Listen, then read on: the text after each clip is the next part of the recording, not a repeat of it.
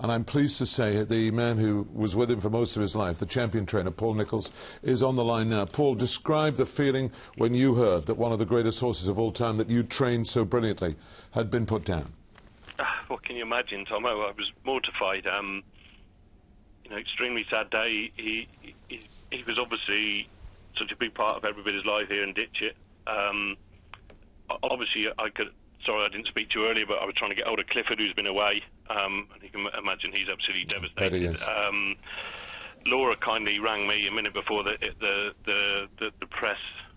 There was a press release, and I was sort of a bit confused. I'd understood he'd had an accident last night. Yeah. I'm told that actually the injury happened a week ago, and obviously they've been trying to sort of save him since, but he had some catastrophic injury and complications set in, and obviously he had to be put down.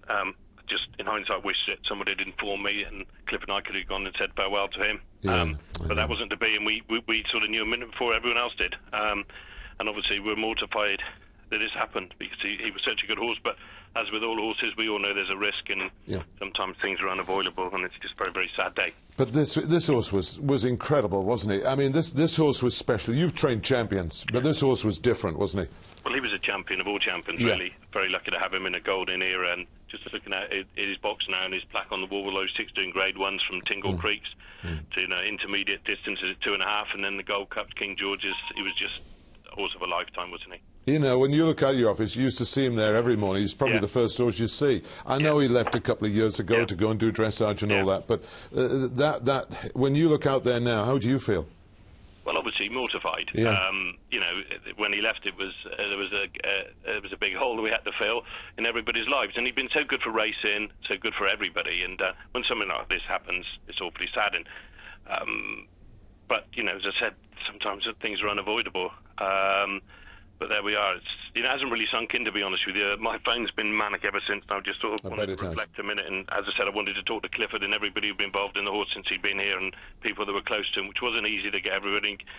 Obviously everyone's very, very upset. So it's a difficult time. It's happened, and that's it. And we all got to get on. We have, and the memories are incredible. I mean, Christmas was Kauto Star, wasn't he? Yeah, I mean, he used to light up Kempton Park, didn't he? And when he won the 5th one at the end was just one of the best days you'd ever have in racing. I'll never bet at that. It was just awesome. And, the twilight of his career, having come back from sort of been written off, really, having run ordinarily at Punchestown at Cheltenham in the spring. Then he came back and he beat Long Run at Haydock in the Betfair Chase for the 4th time, and then win the King George. Those are days I'll never, ever forget. And he was so good for the whole National Hunt racing scene. It was brilliant. And he won, 2 Gold Cups? He came back, and then he won it again.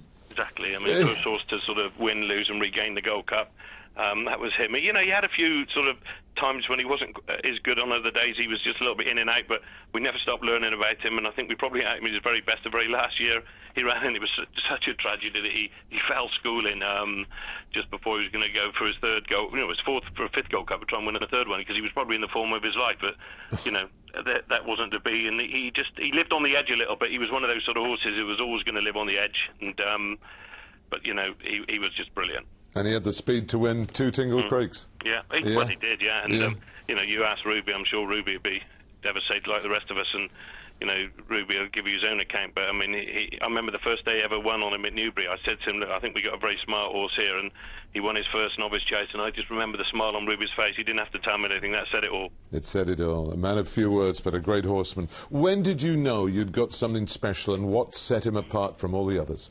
Well, fairly straight away. I mean, Anthony Bromley was already very confident he was a decent horse. He had sort of quite a bit of form over hurdles in France.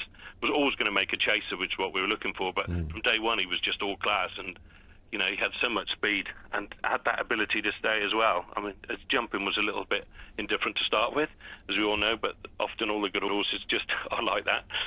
But he was always very, very classy from the start. You knew he was good, and he had that presence about him that he was good. I know. I tell you, we're watching pictures now of him after winning and going down your village high street, and he was just a lovely horse as well, wasn't he? He was. He was, and it's, as I said, look, I can say what I like about it, but you're not going to bring it back. It's just a very sad situation for any horse when they die, prematurely for an accident, and everyone would be very sad about it. But you got to just live on all those really good memories that he's given everybody in racing. Paul, you've given us plenty. Thank you, and thanks to Kauto Star. Paul Nicholls, thanks, Tom, mate. the champion.